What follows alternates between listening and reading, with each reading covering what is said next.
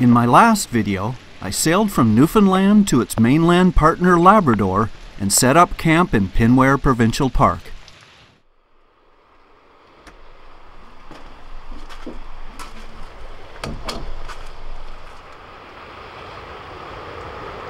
Well, that's good. It's not raining, it's just a little windy. And I've got the awning down just in case it does rain. Now, some people may wonder, because I actually paid for this spot, this is a provincial campsite, why on earth am I paying for a campsite when there's so many free places to camp all over Newfoundland and Labrador? Well, just to make sure, I wrote some of those reasons down. And the first one is toilets. Now, I do carry a cassette toilet. I've got it underneath the bed there. But in over 7 years of camping with a trailer, I have never needed to use it, not even once. It's only there for emergencies. And the simple reason is, first of all, I don't want to use it because I'd have to empty it out. That's gross and disgusting, and I'm carrying my waste with me all over the place. And I don't need to because there's always somewhere like a gas station or a store or something that I can do my business in. And one of the advantages of a place like this is there's always toilets. Even if they're pit toilets, I'm okay with it. And the ones here are actually quite good. They don't stink. So that's one advantage, is that you have the toilet and you don't have to deal with disposing of it. Somebody else is going to dispose of it, hopefully properly, because they're the professionals. You don't have to dispose of it yourself, so it's just a lot easier. Don't have to do it all the time, but every once in a while, it's nice to not worry about it. And don't get me started about these people that travel with composting toilets, which never seem to actually produce compost. Let's not go there. It's a lot easier to let somebody else deal with it, and that's one of the reasons that every once in a while I will get a paid campsite. But there's a lot more than that.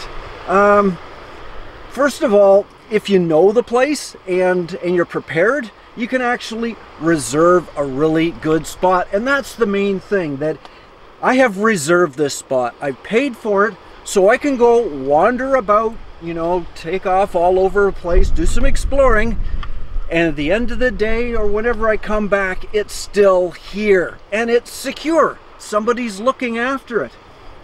When I'm in a free spot in the middle of nowhere and I decide to leave it, or I leave my camper, it's a risk. I really don't think there's much of a risk if you're in a paid campsite, because there's somebody on staff wandering around. Usually there's a parks person that checks up day and night. So security is a real good reason to go to a paid campsite as well.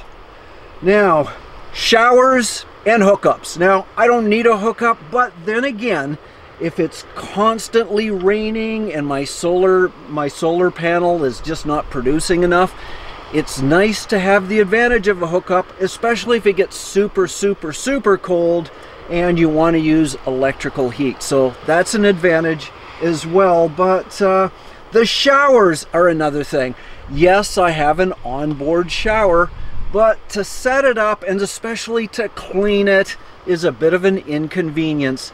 If you have a place that you can get a shower here, like there's a hot shower here, I had one today, it's fantastic. I don't have to clean it up. Again, somebody else is gonna do it, so another bonus.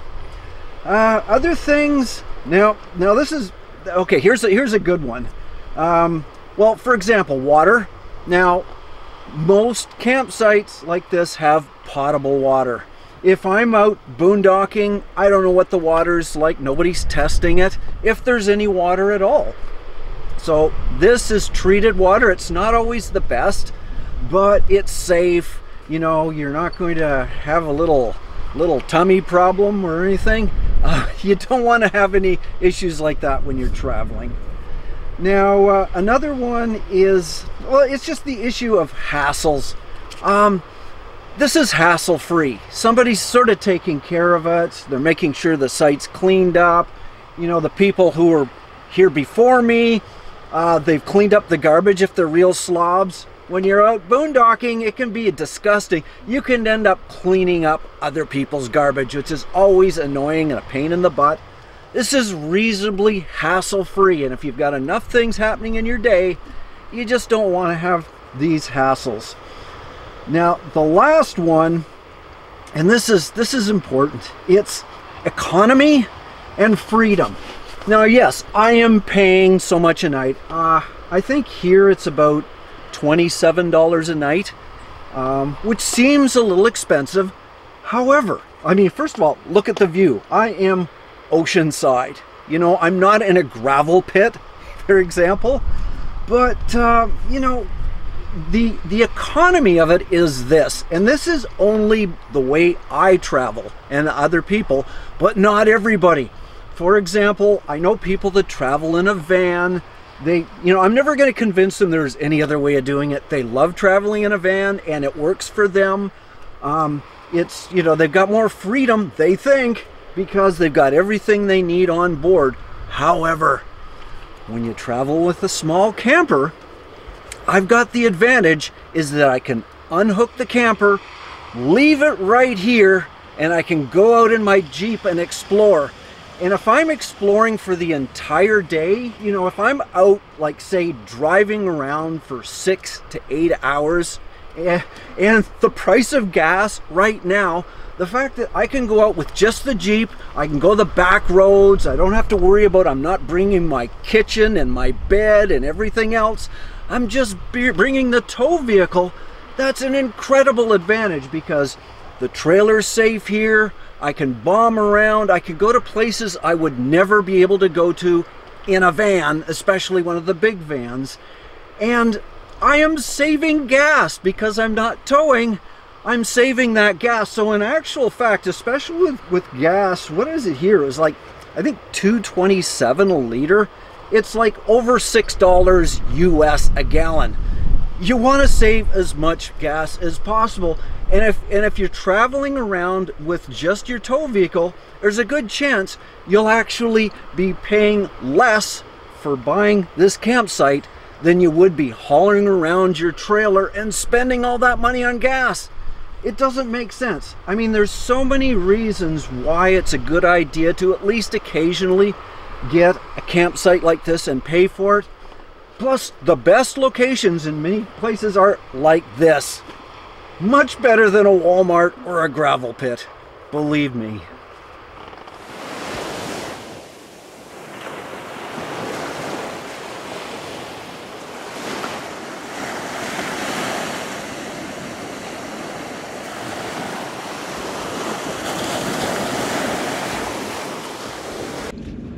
Well, I'm off. Another day of exploring without the trailer.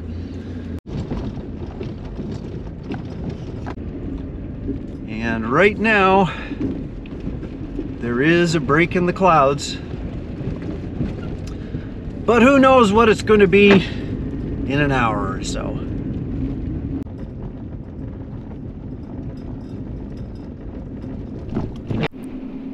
From Pinware, I went northeast on the Trans-Labrador Highway. A fellow traveler had highly recommended Red Bay, so my rough plan was to go to the farthest point first and then take my time sightseeing on the way back. Another tip was to visit Battle Harbour, and to get there you took a ferry from Mary's Harbour, which is where I was headed.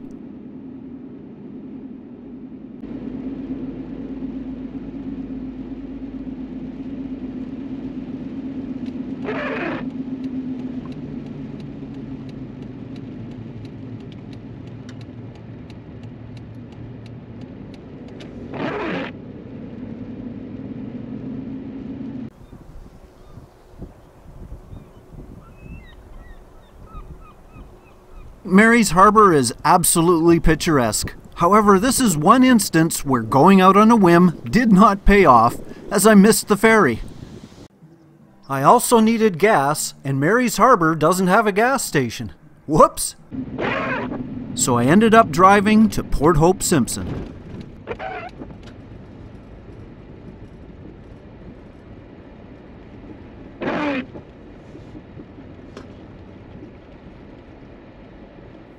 This is where I paid the highest price for gas the whole trip.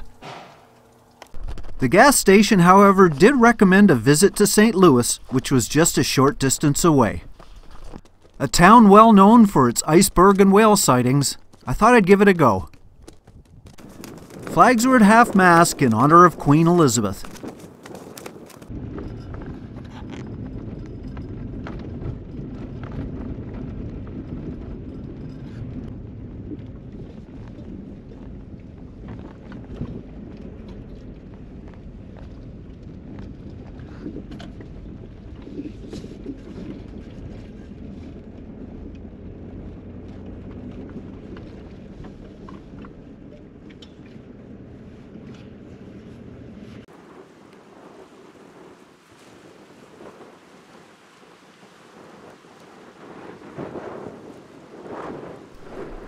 I paused at a touching tribute to a fisherman lost at sea,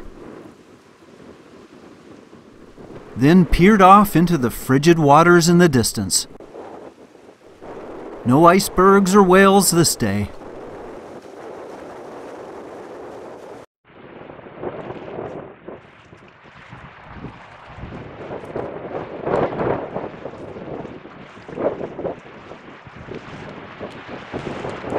Although it's very beautiful and peaceful in St. Louis, this is probably not the perfect time of the year because there's no whales and there's no icebergs.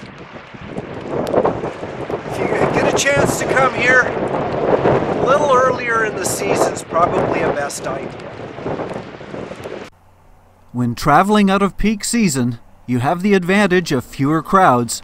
But traveling without a schedule, reservations, or checking what's available may leave you wasting time and gas.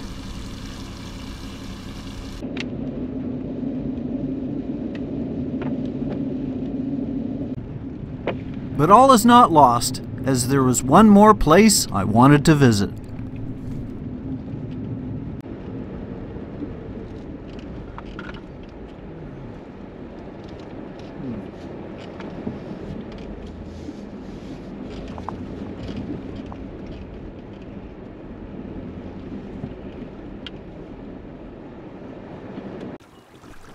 This is Red Bay, Labrador.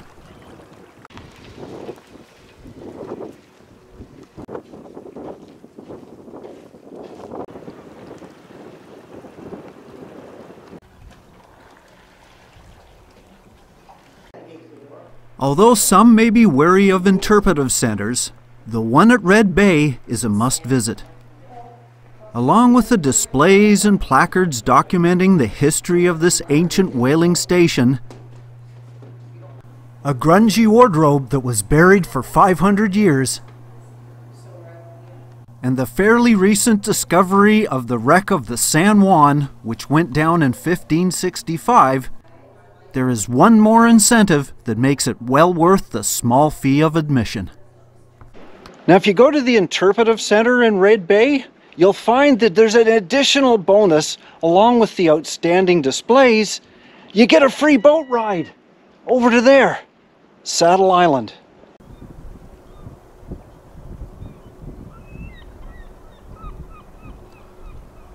This harsh, barren island is a UNESCO World Heritage Site.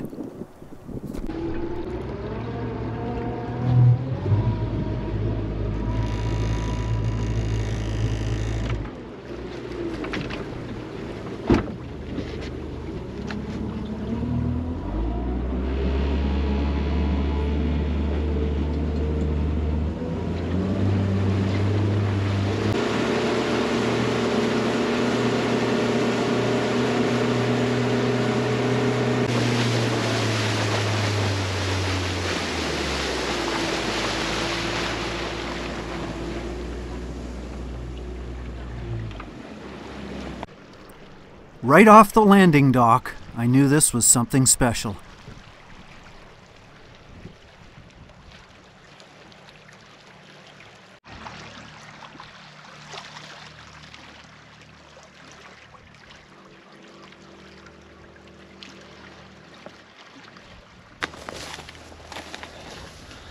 Oh, wow. Look at the berries.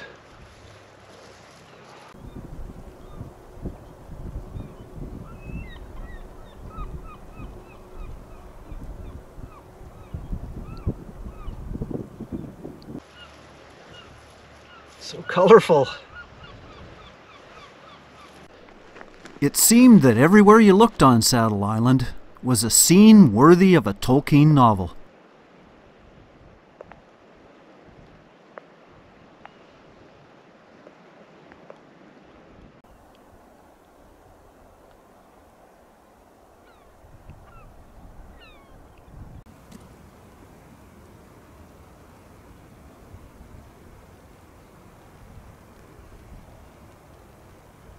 At first I thought these were exotic flowers growing in the reindeer moss.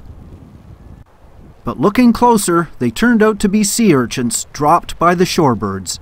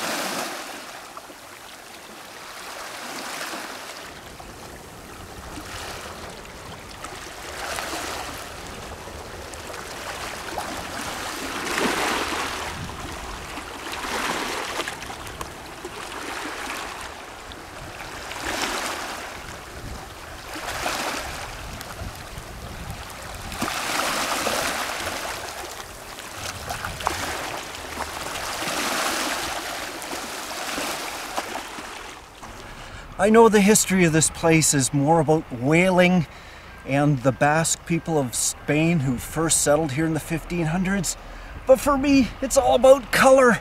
I'm just fascinated not at just the history, but the richness of the color. It's just so beautiful here. I don't see death, I see life.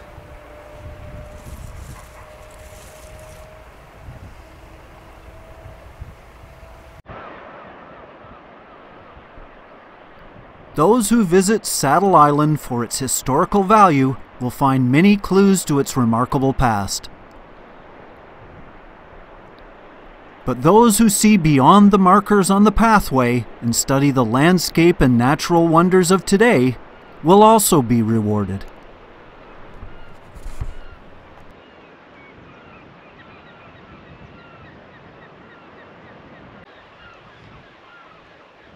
Red Bay, Labrador. Well worth the visit.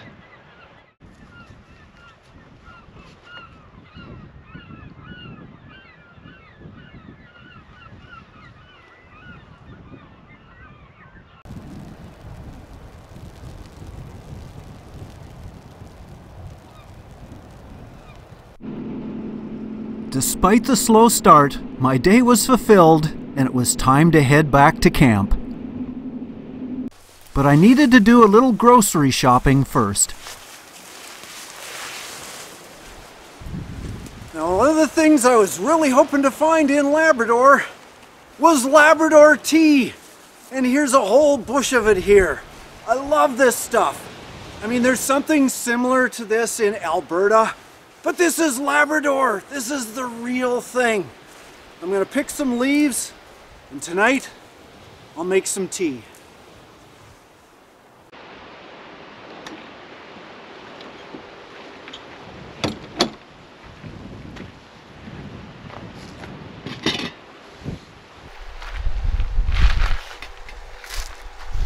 Well, I've got my teacup, got the hot water, and the Labrador tea leaves.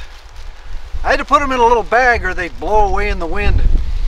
Oh, it smells so good. It's fragrant. Now, this is really, really important. To make Labrador tea, you do not pour boiling water on the tea leaves.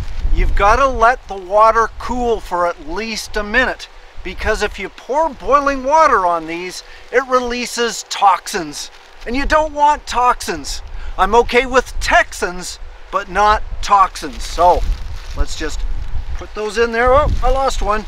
You're supposed to put, I think, about 20, 25. If it's a bigger pot or a bigger cup, you probably want 30. So let's just get it all in there. There. I've got a bunch. I don't know if you can see that. There we go. Should do it.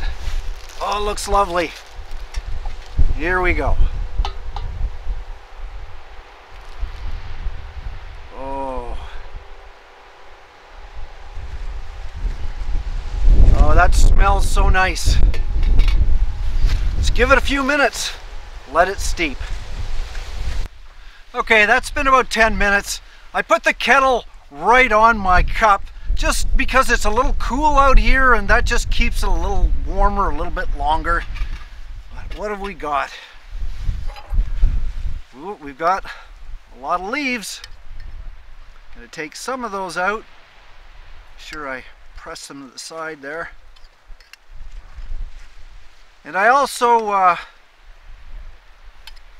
pressed the blueberries on the side. That looks good. I also snuck in a few wild blueberries. But how does it taste?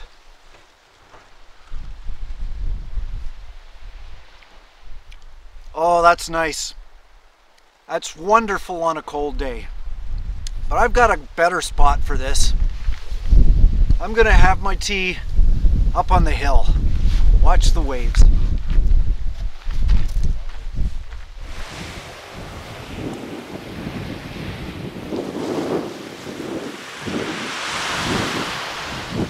Hot Labrador tea in Labrador.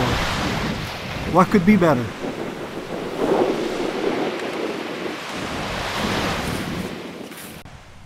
But amazingly, the view actually did get better. For as I watched the ferry I would be on tomorrow slowly sail by, the sky transformed.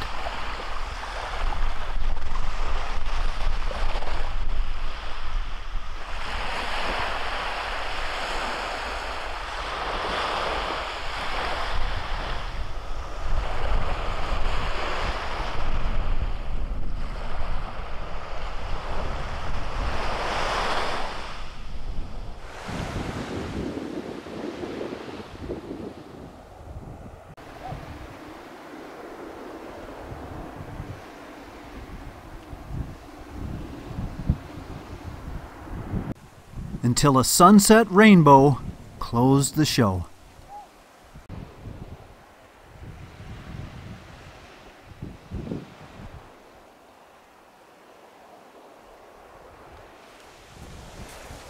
I hope you enjoyed this video.